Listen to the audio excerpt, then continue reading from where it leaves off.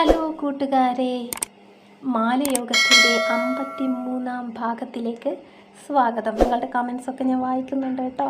ഒരു പുഞ്ചിരിയോടെ അല്ലാതെ ആ കമൻസ് എനിക്ക് നോക്കാൻ കഴിയില്ല. ഭയങ്കര സന്തോഷം എന്ന് പറഞ്ഞാൽ ഇനി ഞാൻ അടുത്ത പാർട്ട് ഇപ്പം തന്നെ ഇട്ടിട്ടെ എന്നൊക്കെ തോന്നുന്ന അത്രയും ആവേശം എനിക്ക് സത്യം നിങ്ങൾ കമൻസ് തരുന്നുണ്ട് കേട്ടോ. ഒത്തിരി സന്തോഷം. മാലയോഗത്തിലേക്ക് വരാം. പലഹാരങ്ങൾ ഉണ്ടാക്കി പാത്രത്തിൽ മൂടി വെച്ച് കവിത ഭരതനെ നോക്കി ഉമ്മറത്തിരിപ്പായി. കറുത്ത കുടയും ചുവപ്പും റോസും ചേർന്നൊരു തുണി ബാഗും തോളിലിട്ട് വരുന്ന ഭരതൻ നമ്പ്യാരെ ദൂരെ നിന്ന് തന്നെ കാണാമായിരുന്നു. ഉമ്മറത്ത് നിൽക്കുന്ന തൻ്റെ പ്രിയ സഹധർമ്മിണിയെ കാണേ നടത്തത്തിൻ്റെ ആക്കം കൂട്ടി ഭരതൻ. എന്താ ഭാര്യ, മുഖത്തൊരു വല്ലായ്മ, സുഖമില്ലേ? ചെരുപ്പ് ഊരി വെച്ച് ഉമ്മറപ്പടികൾ വേഗത്തിൽ കയറി വന്നവൻ അവളുടെ നെറ്റിയിലും കഴുത്തിലും കൈവച്ചു. സുഖമില്ല. അസുഖം വരുമ്പോൾ നമുക്ക് ദുഃഖം വരുമെങ്കിൽ ഈ അസുഖം വന്നാൽ നമുക്കൊക്കെ സന്തോഷാ. നാവൊന്ന് കടിച്ചവൾ ഭരതൻ്റെ കയ്യിലെ ബാഗും കുടയും വാങ്ങി മുമ്പേ നടന്നു. നീ ഇത് എന്തൊക്കെയാ കവി പിച്ചും പേയും പറയണോ? സന്തോഷം തരുന്ന അസുഖമോ?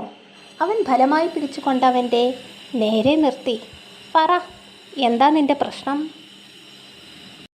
ഇരു കൈയിലും മുറുകെ പിടിച്ചുകൊണ്ടവൻ അവളുടെ ദേഹത്തേക്ക് ഒട്ടിച്ചേർന്നു മിഴികളിലേക്ക് കൂർപ്പിച്ചു നോക്കി. ഭരതേട്ടൻ്റെ ചെറിയമ്പാറ് പട്ടമൊക്കെ അയച്ചു വെക്കാൻ സമയമായിരിക്കുന്നു കേട്ടോ. ഇനിയേ ഇലഞ്ഞിത്തറ മഠത്തിൽ പുതിയൊരു ചെറിയമ്പ്യാർ പിറക്കാൻ പോകുന്നു. വളഞ്ഞു മൂക്ക് പിടിച്ചാണ് അവൾ പറഞ്ഞതെങ്കിലും അതിൻ്റെ അർത്ഥം അവൻ പെട്ടെന്ന് മനസ്സിലാക്കിയെടുത്തു. കവിതേ, അവൻ്റെ മിഴികൾ തിളങ്ങുന്നത് അവൾ നോക്കി നിന്ന് കണ്ടു. അവളുടെ വയറ്റിലും ദേഹത്തും വിറക്കുന്ന കരങ്ങളോടെ സ്പർശിക്കുന്നവനെ ചിരിയോടെ നോക്കി കവിത. ചുറ്റുമൊന്ന് നോക്കി അവൻ അവളുടെ തലയിൽ ഇരു കൈകൾ കൊണ്ട് വലിച്ചു അവളുടെ ചുണ്ടോട് ചേർത്ത് ചുംബിച്ചു. നീ വേഗം റെഡിയാക്ക്, നമുക്ക് ടൗൺ വരെ ഒന്ന് പോകാം. എൻ്റെ സുഹൃത്തിൻ്റെ വൈഫ് ഡോക്ടറാണ്, നമുക്ക് അവരെ പോയി കാണാം. ഭരതൻ ആക്കം കൂട്ടി. ഇപ്പോൾ ഒന്നും വേണ്ട ഭരതേട്ടാ, എനിക്ക് എൻ്റെ ഭരതേട്ടൻ്റെ കൂടെ ഇങ്ങനെ ഇരുന്നാൽ മതി.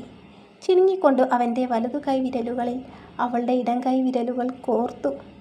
അയ്യോ, ഡോക്ടറെ കാണിക്കാതിരിക്കാൻ കഴിയില്ല, ഒന്ന് കൺഫേം ചെയ്യണ്ടേ? ഭരതൻ കവിതയുടെ തോളിൽ തട്ടി. ശരി, എന്തായാലും ഇന്ന് വേണ്ട, നാളെ കാലത്ത് പോകാം. കവിത ഉറച്ച തീരുമാനത്തോടെ പറഞ്ഞതും പിന്നെ അവനൊന്നും മിണ്ടിയില്ല.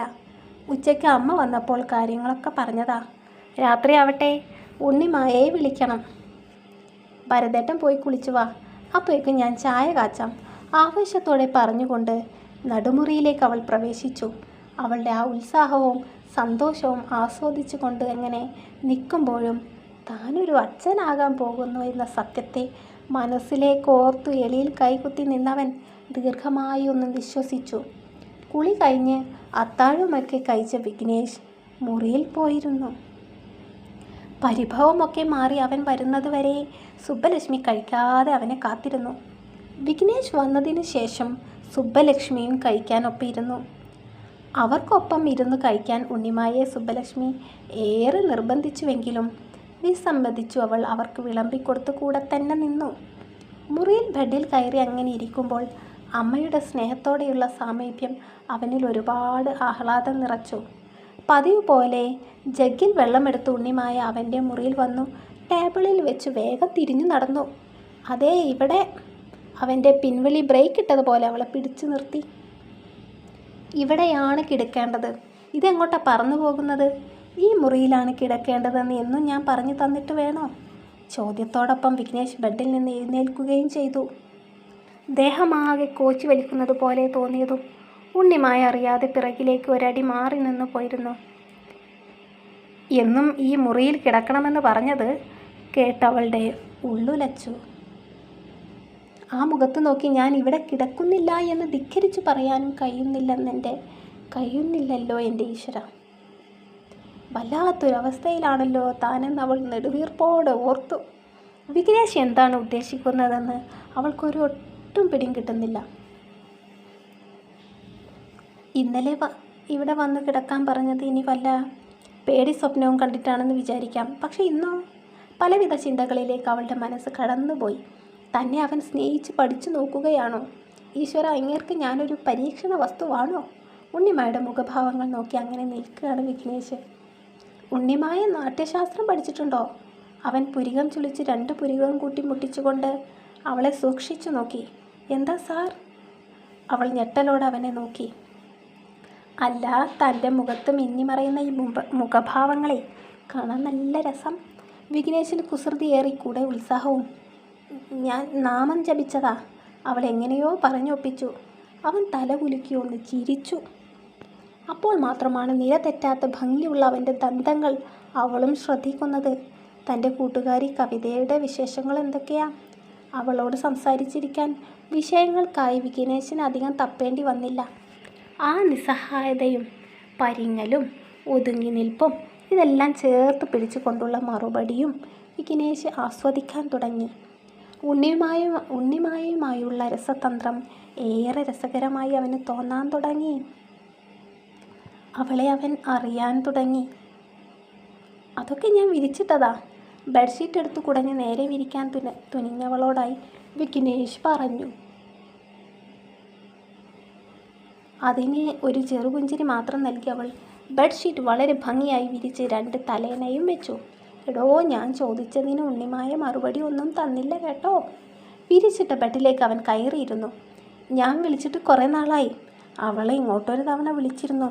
തിരക്കായി കാണും. ഇലഞ്ഞിത്തറയിലെ ആത്തോലമ്മയായിരിക്കുക എന്ന് വെച്ചാൽ അത്ര എളുപ്പമുള്ള കാര്യമല്ല. സ്വയം മറന്നവൾ സംസാരിച്ചു തുടങ്ങി. എളുപ്പമല്ലാത്തത് കൊണ്ടാണോ ഉണ്ണിമായ ആ സ്ഥാനം വേണ്ടെന്ന് വെച്ച് കൂട്ടുകാരിക്ക് കൈമാറിയത്? ഒരു പുഞ്ചിരിയോടെ വിഘ്നേഷ് അത് പറഞ്ഞെങ്കിലും ഉണ്ണിമായ നിന്ന് വിറച്ചു. അയ്യോ, ഞാൻ ചുമ്മാ പറഞ്ഞതാണ് കേട്ടോ. താൻ അതൊന്നും ഓർത്ത് ടെൻഷൻ ആവണ്ട. അറിയാതെ വായിൽ നിന്നും പുറത്തുപോയ വാക്കുകളെ തിരികെ പിടിക്കാൻ വിഘ്നേഷ് ശ്രമിച്ചു കൊണ്ടിരുന്നു. ആത്തോലമ്മ, അതിന് കവിതയാ ബെസ്റ്റ്. ഈ പാവം പൂച്ചപ്പെണ്ണിന് അത് ചേരില്ല. എഴുന്നേറ്റ് നിന്നൊരു ശ്വാസത്തിൻ്റെ അകലത്തിൽ നിന്ന് വിഘ്നേഷ് അങ്ങനെ പറഞ്ഞപ്പോൾ നിറഞ്ഞ മീകളോടെ അതിനും പുഞ്ചിരി നൽകി ഉണ്ണിമായ. അവളുടെ അരികിൽ നിന്ന് മാറി വിഘ്നേഷ് ടേബിൾ ഷെൽഫ് തുറന്നു. എന്തോ എടുക്കുന്നതിൽ ഒരു വേള അവളുടെ നോട്ടവും പോയി. ഒരു വെളുത്ത ബോക്സ് എടുത്ത് വിഘ്നേഷ് അവളുടെ കൈകൾ പിടിച്ചുയർത്തി അതിൽ വെച്ചു കൊടുത്തു. തനിക്കൊരു സർപ്രൈസാ, മീശ നിൽക്കുന്നവളോടായി അവൻ പറഞ്ഞു. നോക്കിയയുടെ സെൽഫോണിൻ്റെ ചിത്രം ആ പെട്ടിയുടെ മുകളിൽ തന്നെ കാണാം. അതൊരു ഫോണാണെന്ന് മനസ്സിലായതും ഉണ്ണിമായ മിഴി ഉയർത്തി അവനെ നോക്കി. തുറന്നു നോക്ക്. അവൻ്റെ നിർദ്ദേശം കിട്ടിയതും അവൾ ആ പെട്ടി തുറന്നു അതിലിരിക്കുന്ന ഫോൺ കയ്യിലെടുത്തു. ഇഷ്ടായോ? ഇത് ശങ്കയോടെ അവൾ നിന്നു. തനിക്കാടോ? എന്താ, തനിക്ക് ഫോൺ പിടിക്കില്ലേ? അയ്യോ സാർ. കയ്യിലെടുത്ത ഫോൺ അതേപടി പിടിച്ചുകൊണ്ട് നിൽക്കുകയാണ് ഉണ്ണിമായ. എന്തയ്യോ? കവിതയെ വിളിക്കാം, നിമിഷയെ വിളിക്കാം, വിരോധമില്ലെങ്കിൽ ഈ എന്നെയും വിളിക്കാം. കവിൾ വീർപ്പിച്ചുകൊണ്ട് വിഘ്നേഷ് പരുങ്ങി നിന്നു. ഇതൊന്നും വേണ്ടായിരുന്നു സാർ. ഫോൺ വാങ്ങുമെന്ന് അറിഞ്ഞിരുന്നെങ്കിൽ ഞാൻ ഒരിക്കലും സമ്മതിക്കില്ലായിരുന്നു. ഉണ്ണിമായുടെ ഹൃദയം കഠിനവ്യതയാൽ പൊള്ളി. വില കൂടിയ ഒരു സമ്മാനം ഇന്നോളം ആരും ഇതുവരെ അവൾക്ക് വാങ്ങിക്കൊടുത്തിട്ടില്ല. അതുകൊണ്ടല്ലേ ഗിഫ്റ്റ് സർപ്രൈസ് ആക്കിയത്. തൻ്റെ കവിതയെ വിളിച്ച് ഇന്ന് തന്നെ ഫോണിൻ്റെ ഉദ്ഘാടനം ചെയ്തോ? അവൻ പറഞ്ഞത് കേൾക്കെ അവളുടെ മുഖം തെളിഞ്ഞു. ഞാൻ സാറിന് നമ്പർ തരാം. ഹാൻഡ് ബാഗിലുള്ള ചെറിയ നോട്ട് പാഡ് എടുത്തുകൊണ്ട് വന്ന് അതിൽ കവിതയുടെ നമ്പർ വിഘ്നേഷിന് നേരെ കാണിച്ചു. ഉണ്ണിമായ വിളിക്കേ. നോട്ട് പാഡ് അവൻ അവൾക്ക് തന്നെ കൊടുത്തു. ഞാൻ നമ്പർ ഞെക്കിയാൽ വേറെ എങ്ങോട്ടെങ്കിലും പോകും കോള്. പറയാൻ ചമ്മലോടെ അവൾ നിന്ന് പരിങ്ങി. വേറെ എങ്ങോട്ടും പോകില്ല, താൻ ശ്രദ്ധിച്ച് ഡയൽ ചെയ്താൽ മതി. വിഘ്നേഷ് അവൾ എഴുതി വെച്ച നമ്പറിൽ വിരൽ ചൂണ്ടി. ഇത് ഒത്തിരി നമ്പറുണ്ടല്ലോടോ. ഒന്ന് ഇലഞ്ഞിത്തറയിലെ ലാൻഡ് ഫോൺ നമ്പറാ, പിന്നെ ഉള്ളത് സെൽഫോൺ നമ്പറും. അവളും നോട്ട് പാഡിലേക്ക് എത്തി നോക്കി. എന്നാൽ സെൽഫോൺ നമ്പർ ഡയൽ ചെയ്തോ? നമ്പർ ഓരോന്നും ശ്രദ്ധയോടെ നോക്കി അവൾ ഞെക്കി തുടങ്ങി. ഓരോ ബട്ടൺ പ്രസ് ചെയ്യുമ്പോൾ വരുന്ന ശബ്ദം കേൾക്കുമ്പോഴും ഭീതിയോടെ അവൾ അവനെ നോക്കും. എന്നെ നോക്കി ഭയന്ന് നമ്പർ തെറ്റിക്കണ്ട എന്നും പറഞ്ഞ് അവൻ മുറിവിട്ടു പോയി. അതോടെ അവളുടെ നല്ല ജീവനും തിരികെ വന്നു. കോൾ ബട്ടൺ പ്രസ് ചെയ്തു ഓരോ റിങ്ങും അവൾ കേട്ടു നിന്നു. ഹലോ. കവിതയുടെ സ്വരം അവളുടെ കാതിൽ വന്നണഞ്ഞു. ഞാനാ കവിതയെ. ഉണ്ണിമായുടെ ശബ്ദം കേട്ടതും വാക്കുകൾ കിട്ടാതെ അവൾ വിതുമ്പി. കവിതയുടെ ചലനങ്ങൾ ശ്രദ്ധിച്ചു ഭരതൻ അരികിൽ തന്നെയുണ്ട്. ആരും വിളിക്കാത്ത ഫോണിലേക്ക് വന്ന കോള് ഏതെന്ന ചിന്തയിലായിരുന്നു അവൻ. ഹലോ, കേൾക്കുന്നില്ലേ? ഉണ്ണിമായ സംശയത്തോടെ ഫോൺ കാതിൽ നിന്ന് എടുത്തു മാറ്റി സ്ക്രീനിൽ നോക്കി വീണ്ടും കാതിൽ വെച്ചു. കേൾക്കാം ഉണ്ണിമായ, ഞാൻ നിന്നെ വിളിക്കാനിരിക്കുകയായിരുന്നു. കവിത പൊട്ടി വീണ മെഴുനീർ കണം അമർത്തി തുടച്ചു. നിനക്ക് സുഖാണോ ഉണ്ണിമായ? സുഖമായിരിക്കുന്നു. സാർ എനിക്ക് പുതിയ ഫോൺ വാങ്ങിത്തന്നോ? ഇനിയിടയ്ക്ക് അങ്ങോട്ടും ഇങ്ങോട്ടൊക്കെ വിളിക്കാം. ഉണ്ണിമായുടെ മനം കുളിരണിഞ്ഞു. ഒരു സന്തോഷവാർത്തയുണ്ട് പറയാൻ. പറഞ്ഞു തുടങ്ങാനുള്ള ജാളിയതയോടെ കവിത ഭരതനെ നോക്കി കൺചിമ്മി. ഉണ്ണിമായയാണ് വിളിക്കുന്നത് എന്നറിഞ്ഞതും കൂട്ടുകാരികൾ തമ്മിൽ മിണ്ടി പറയുന്നിടത്ത് താൻ എന്തിനു വേണമെന്ന ചിന്തയിൽ ഭരതൻ ഗോവണിപ്പടി ഇറങ്ങിപ്പോയിരുന്നു. എന്താ കവിതേ, എന്താ സന്തോഷവാർത്ത? വേഗം പറ.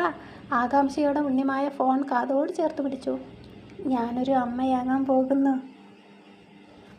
നാളെ ഭരതേട്ടൻ്റെ പരിചയത്തിലുള്ളൊരു ഡോക്ടറുണ്ട്. അവരെ കാണിച്ച് ഉറപ്പാക്കിയതിന് ശേഷം നിന്നെ വിളിച്ച് പറയാമെന്ന് നിരീക്ഷതാ. കവിത പറയുന്ന ഓരോ വാക്കുകളും ഉണ്ണിമായ ശ്രദ്ധയോടെ കേട്ടിരുന്നു. കവിതേ, എനിക്ക് നിന്നെ കാണാൻ കൊതിയാവുന്നു. എൻ്റെ കവിതപ്പെണ്ണിൻ്റെ വയറ്റിലൊരു കൊച്ചോ? സന്തോഷം തുളുമ്പുന്ന വാക്കുകൾ പറയുമ്പോൾ ഉണ്ണിമായുടെ ശബ്ദം അല്പം ഉയർന്നിരുന്നു. ഹാളിലുണ്ടായിരുന്ന വിഘ്നേഷും അവൾ പറയുന്നത് അല്പം കേട്ടിരുന്നു. ഡോക്ടറെ കാണിച്ച് വിവരങ്ങൾ പറയാം, എന്നെ വിളിക്കണം കേട്ടോ. കോൾ കട്ട് ചെയ്ത് തിരിഞ്ഞു നോക്കുമ്പോൾ കണ്ടത് കട്ടിലയിൽ ചാരി നിൽക്കുന്ന വിഘ്നേഷിനെയായിരുന്നു. അവൻ മുറിവിട്ടു പോയി തിരികെ വന്നതൊന്നും അവൾ അറിഞ്ഞിട്ടുണ്ടായിരുന്നില്ല. കവിതയോട് സംസാരിച്ചു തുടങ്ങിയാൽ പിന്നെ ഈ ലോകത്ത് നടക്കുന്നതൊന്നും അവൾ അറിയില്ല. അതാണ് പതിവ്. വൈകുന്നേരം തിയേറ്ററിൽ നിന്ന് ഇറങ്ങി വരുമ്പോഴേ കണ്ടിരുന്നു പാർക്കിംഗ് ഏരിയയിൽ വിഘ്നേഷിൻ്റെ കാറ്. തിയേറ്ററിൽ എന്തെങ്കിലും ആവശ്യത്തിന് വന്നതാകുമെന്ന ചിന്തയിൽ അവൾ അങ്ങോട്ട് നോക്കാതെ ഗേറ്റ് കടന്നുപോയി. പിറകിൽ നിന്ന് ഏതോ കാറിൻ്റെ ഹോൺ കേട്ട് തിരിഞ്ഞു നോക്കുമ്പോൾ വിഘ്നേഷിൻ്റെ കാറാണ്. അവൾ പുഞ്ചിരിയോടെ ഡ്രൈവിംഗ് സീറ്റിൻ്റെ ഡോറിൻ്റെ അടുത്ത് ചെന്ന് തലകുനിച്ചു അവനെ നോക്കി. എന്താടോ ചന്തയിൽ കണ്ട പരിചയം പോലും കാണിക്കാത്തത്? എൻ്റെ കാറ് കണ്ടാൽ വന്ന് കയറിക്കോളുമെന്നല്ലേ ഞാൻ വിചാരിച്ചത്. സ്റ്റിയറിങ്ങിൽ താളമിട്ടവൻ നെറ്റി ഉയർത്തി. ഞാൻ സാർ എന്തെങ്കിലും ആവശ്യത്തിന് വന്നതാകുമെന്ന് വിചാരിച്ചാ നോക്കാതിരുന്നത്. തോളിലെ ബാഗിൽ മുറുകെ പിടിച്ച് അവൾ പറഞ്ഞൊപ്പിച്ചു. ശരി, സമയം കളയണ്ട, വന്ന് കയറ്. കോ ഡ്രൈവിംഗ് സീറ്റിലേക്ക് അവൻ്റെ മിഴികൾ പാഞ്ഞു. ഉണ്ണിമായ ഡോർ തുറന്നു, സാരി ഒതുക്കി പിടിച്ചു, കയറിയിരുന്നു. ഹാൻഡ് ബാഗ് മടിയിൽ വെച്ചു. യാത്ര തുടങ്ങാൻ നേരം വിഘ്നേഷ് കാറിൽ ശബ്ദം താഴ്ത്തി വെച്ച ഏതോ പാട്ടിൻ്റെ വോളിയം കൂട്ടി. പ്രണയ സൗഗന്ധികങ്ങൾ ഇതൾ വിരിഞ്ഞ കാലം, ഹൃദയ സങ്കീർത്തനങ്ങൾ ശ്രുതി പകർന്ന കാലം, അറിയാതെ നിന്നെ അറിയുമ്പോൾ അനുരാഗമെന്ന് മൊഴിയുമ്പോൾ അകലങ്ങൾ പോലും അരികെ. പുറത്ത് ഇറ്റിപ്പാർന്ന മഴത്തുള്ളികൾ ഗ്ലാസ്സിൽ വന്ന് പതിച്ച് ഒലിക്കുന്നതും നോക്കി ഉണ്ണിമായ പുറത്തേക്ക് നോക്കിയിരുന്നു. അതിനിടയിൽ ഒരു നോട്ടം പോലും അവന് നേർക്കുണ്ടായില്ല. അവളൊന്ന് നോക്കിയിരുന്നെങ്കിലെന്ന് കൊതിച്ചു അവൻ ആ പ്രണയ സൗഗന്ധികങ്ങളിൽ മതിമറന്നിരുന്നു. വിഘ്നേഷിൻ്റെ വീട്ടിലേക്കുള്ള വഴി കടക്കാതെ മുന്നോട്ട് പോകുന്നത് കണ്ട് ഗ്ലാസ്സിലേക്ക് തലചിരിച്ചു വെച്ച് താടയിൽ കൈവച്ച് ഇരിക്കുകയായിരുന്ന ഉണ്ണിമായ പെട്ടെന്ന് എഴുന്നേറ്റ് വിഘ്നേഷിനെ നോക്കി. തുടരും. നാളെ കാണാം. അടുത്ത ഭാഗത്തിന് വേണ്ടി കാത്തിരിക്കില്ലേ?